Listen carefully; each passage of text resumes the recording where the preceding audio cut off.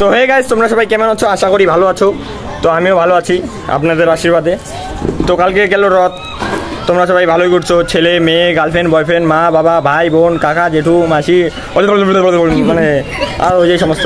আমিও তোমাদের মতো বন্ধুদের সাথে ঘুরছি, আমার তো গার্লফ্রেন্ড বয়ফ্রেন্ড নাই, তো বন্ধুদের সাথে ঘুরছি। তো গেলাম আমি ঘুঘুমারি, শিলিগুড়িতে রথখোলা ঘুঘুমারি এই দুটাই মানে বেশিরভাগ যাই রথ হলে। তো রথখোলা যায়নি এবার, তো গেলাম ঘুঘুমারি 8:30টার সময় গেলাম বন্ধুদের সাথে।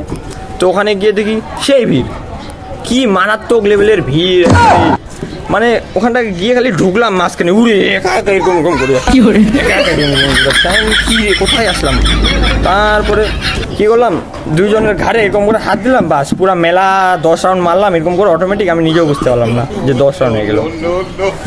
মানে এত ভিড় না, মাথা খারাপ করা ভিড়। আমি মানে এখানে কী বলবো।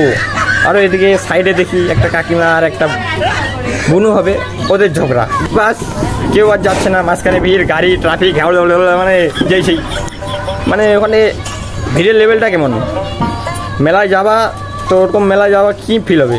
গানটা আছে না, একজন গান করছে, মে ঠেহরা রাহা জমি চলনে লাগি, সেম সেম এই গানটা। মানে এই গানটার গায়ক আমাদের মতো জায়গায় এসে ফেস করছে এই জায়গাটা, বুঝতে পারছে। ঠিক, আমি ঠিক বলছি তো। মেলায় দাম করলাম যে কাকা রোল কত করে, বলে 40 টাকা।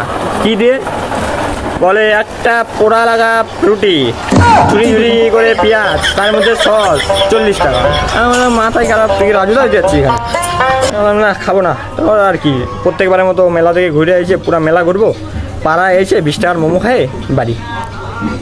টাকা নাই, গরিব মানুষ, আমি তো এরকমই করি। এখন আপনারা কেমন করেন? টাটা, লাইক কমেন্ট শেয়ার করে দিও, টাটা।